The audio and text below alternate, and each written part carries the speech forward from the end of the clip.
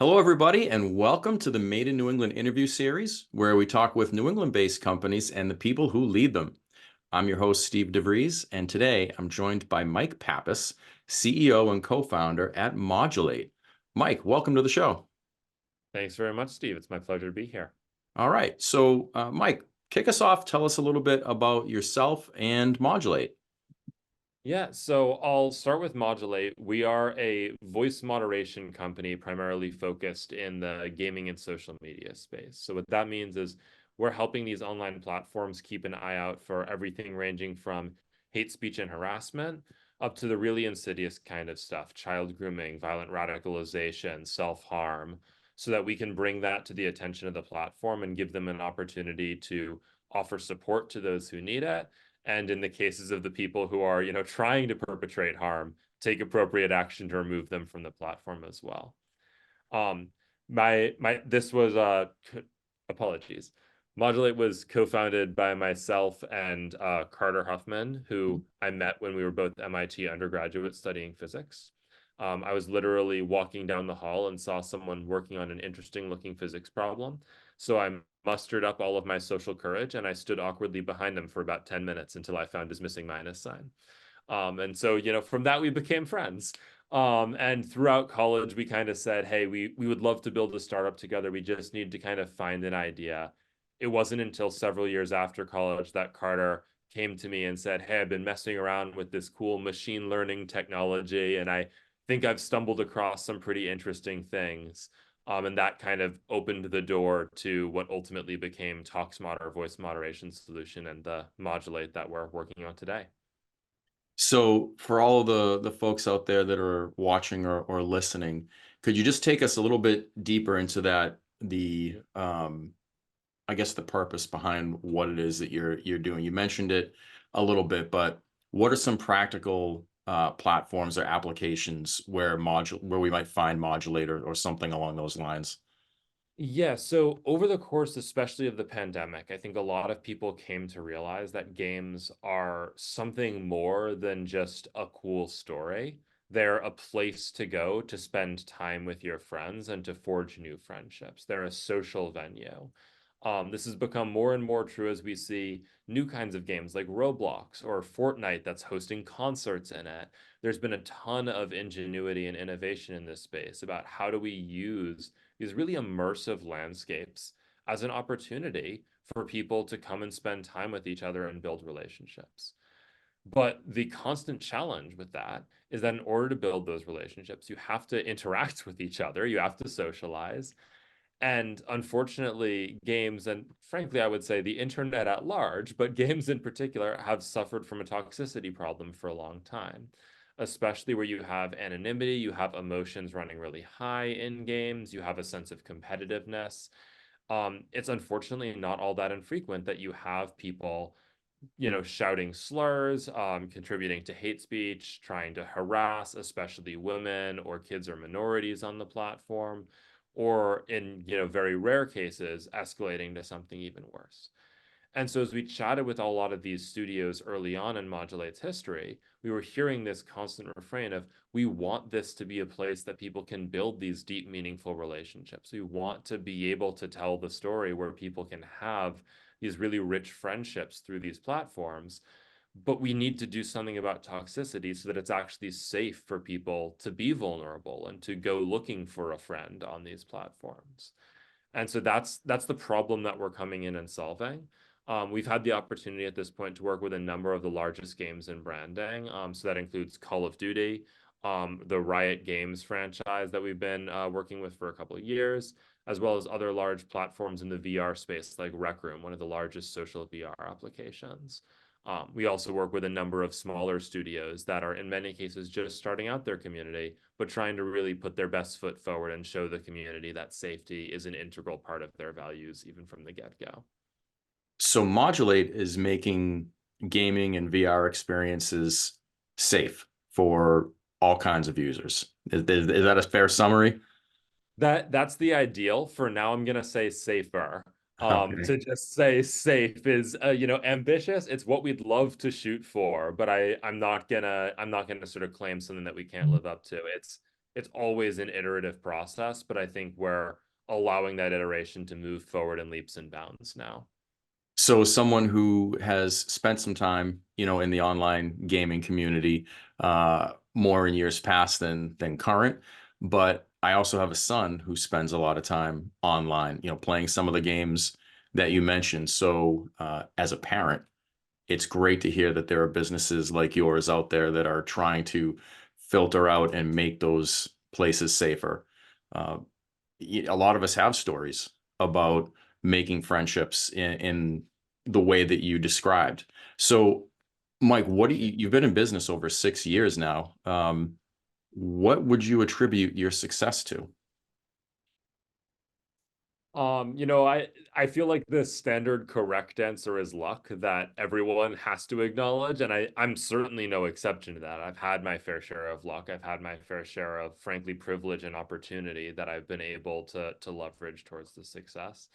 I think the greatest strength that I've been able to bring to the table beyond those things that I'm just sort of fortunate to have enabling me here, is I'm I mentioned, I have a physics background. I have a particular obsession with precision, with making sure that if we're going to believe something, if we have this model of the world, that we check it, that we validate it, that we actually can prove that that's the way that the world works.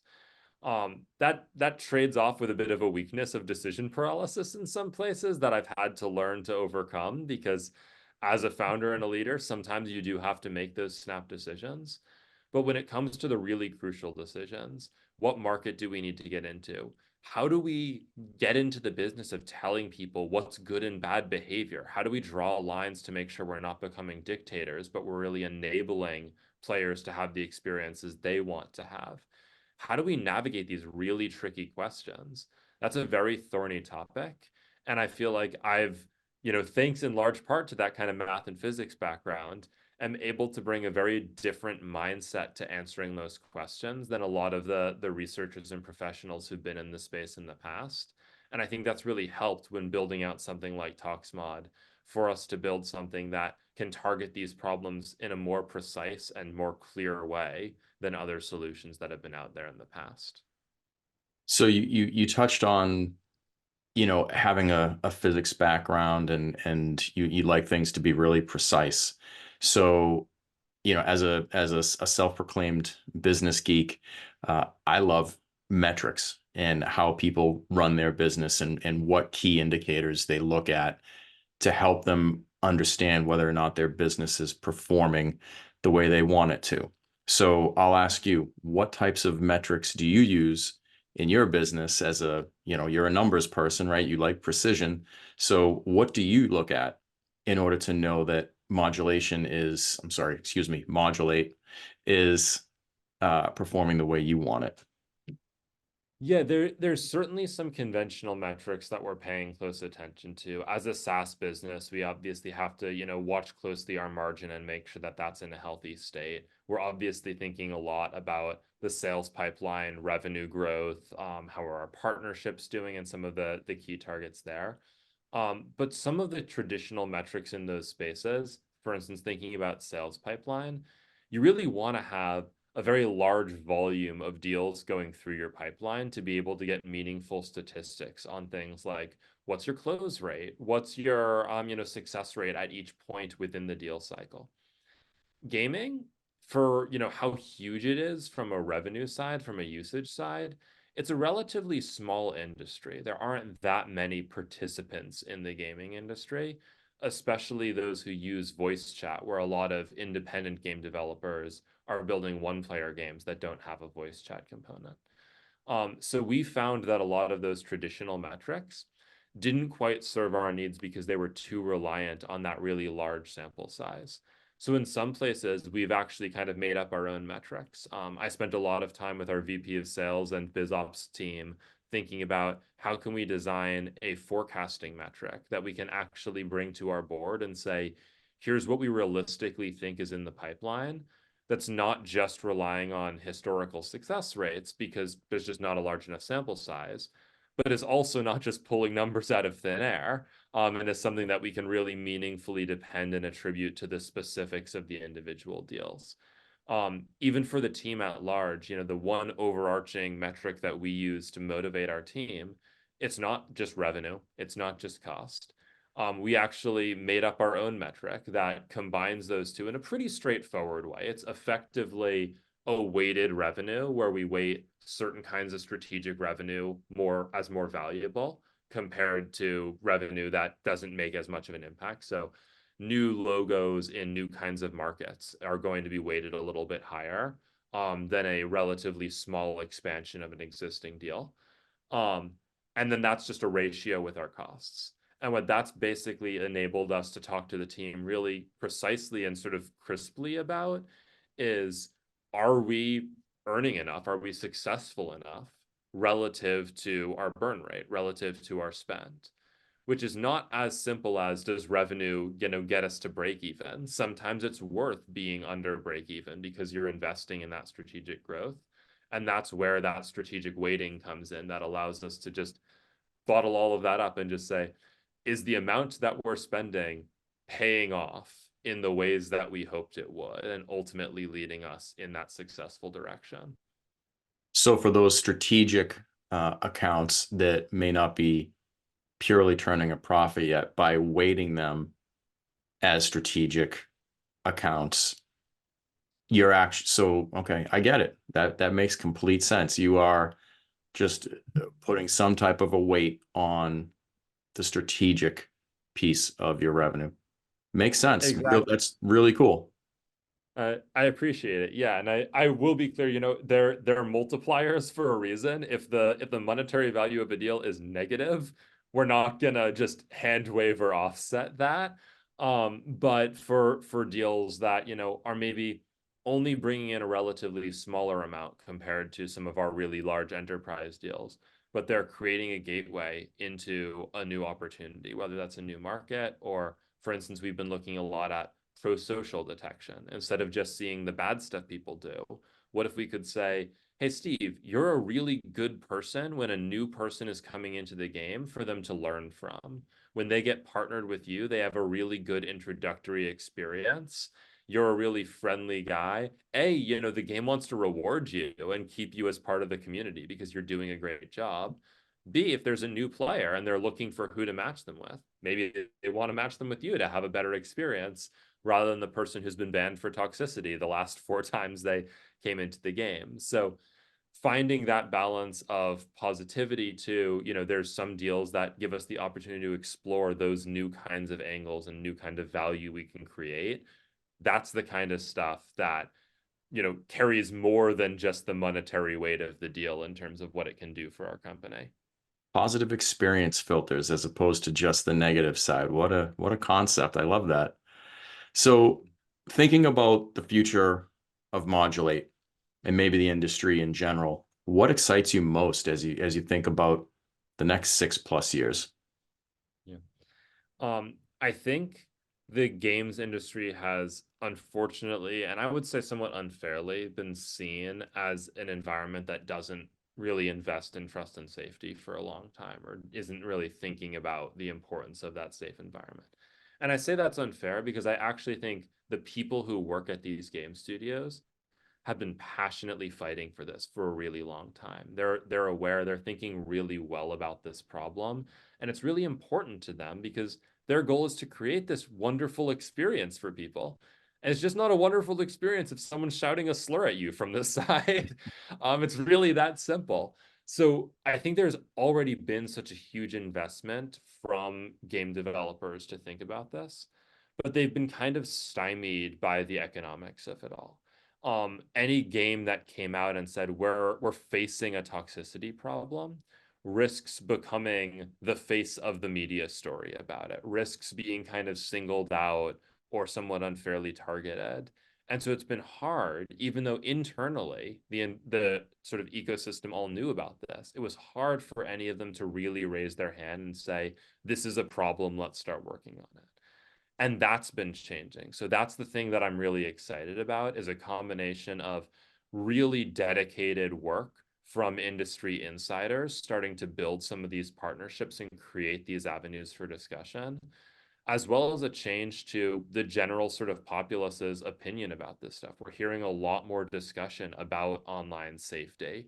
We're hearing legislators as well as the sort of media and individual consumers talking about what do we want this to look like. And that's all contributed to a shift in the discourse where studios are finally feeling like there's an opportunity for them to be open about the challenges they're facing. And that's the first step to us overcoming some of those genuinely difficult challenges, is that we can now finally really talk about them and address them in detail. Amazing. So if you had a magic wand that you could wave one time and make something happen in your business, what would it be? Hmm.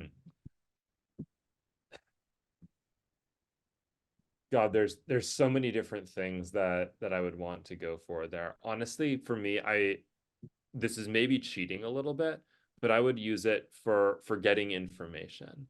It's not, hey, I need to, make this technology exist, or I need to, magically convince some customer to buy what we're building. But right now, again, where we've been very focused so far in the gaming space, that's not the only place that people use audio. It's not the only place that people socialize online. We really want to be able to bring value to all of those different ecosystems. But people's expectations, what they're looking for from those experiences and the challenges they face are very different when you're talking about a call center rep picking up the phone with an irate customer that wants to yell at someone versus someone who's playing a game versus someone who's on an online dating app. And so I think for me, the thing that I would use the magic wand for is just get some really good, insightful reports of what are these different landscapes? What are the challenges people are facing? Where could we add value? I'm incredibly confident in the team that we've put together to then be able to go and actually solve those problems. We've been able to really get together an incredible team here, but I want to make sure that we understand, like, what are the real problems people are faced with today. I don't just want to build something and then trick someone into buying it. I want to make sure that we're really actually targeting something that's going to add value to the world. Very cool. So this show is all about New England-based businesses, right? And the people who are leading them.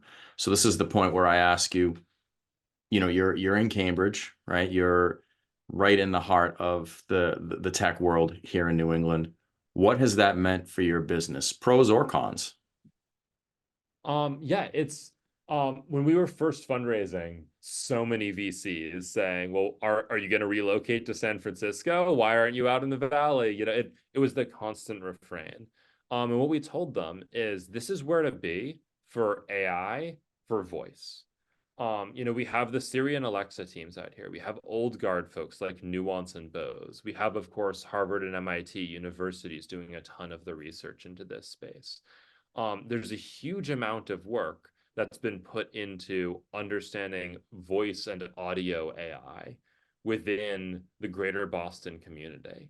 And that's something that I think goes underappreciated, but is something that we were really excited about and remain excited about today. And then on top of that, a lot of the games companies that were focused in audio were also out here. Vivox, which does the voice chat for a lot of the largest games in the world, they're based out in Framingham, or at least were before their acquisition by Unity a few years ago. Harmonix, which made Guitar Hero, they were based out here in Boston as well. So a lot of the games companies that have been focused on audio have also been situated here. So when we were looking at what are we trying to really focus our attention on, yes, a lot of the games themselves might be in LA or San Francisco or Seattle or something like that. But the talent that we really need to build something revolutionary and solve the problems for those studios, that's situated here. And I think we've been really, again, excited about the team we've been able to build based on that decision. That's Um, become a common theme among guests here across different industries that I've interviewed, and just speaking to the talent level here, and the universities, all the different resources. So it's great to hear you say that. So last question. You've built a successful business. what advice would you give to entrepreneurs, budding business leaders, the buddies, in college that are thinking about what could we do to change the world? What advice do you have for them? So at Modulate, within our sort of intranet, we have a tool that we built that allows everyone to create their own sort of profile and share a little bit about themselves. And one of the elements of that is that you're asked to share your words to live by in sort of a short little snippet, what summarizes your philosophy. For me, I think it's the same thing as my advice that I would offer here, which is fail often, but never twice. I think there's a lot of aspiring entrepreneurs who are seeing it as I have to prove that I'm a brilliant genius who knows all of the answers. And no one is that. Don't try to be that. You're setting yourself up for the wrong kind of failure. For me, I think it's just try, go do stuff. When Carter and I were in college, we said we wanted to be founders. So we created 6 or 7 different companies over the course of our junior and senior year. All of them flopped within at most a couple of months. Most of them never even got into the general public. None of them were good ideas. But it wasn't about them being good ideas. It was about us starting to try and learn and discover what does it mean to do market research? What does it mean to, think you know what a customer wants and find out they want something else? Can customers actually just pick up the app and understand it as well as you can? What's UX design? Start to actually experience those things for yourself. There's all these great books about advice for founders. The biggest thing that I learned is none of that advice made sense to me until I had had the corresponding mistake in my own experience. And then I could look back and say, what good advice that would have been. But none of it's really, you're going to think you know what it means, but none of it's really going to impact you. None of it's really going to protect you until you've gone out and tried for yourself and experienced what it feels like to be making those decisions. So that's my advice. Just go out there and don't be afraid of failure. But when you do have mistakes, learn from them. Mike, that is absolutely amazing advice. Our guest today, Mike Pappas, co-founder and CEO of Modulate in Cambridge, Massachusetts. Mike, it's been a pleasure having you on the show. Thank you so much, Steve. It's been All great. right, we'll talk to you soon. And thanks to everybody out there for watching and listening. We'll be back with another episode very soon. Take care, everybody.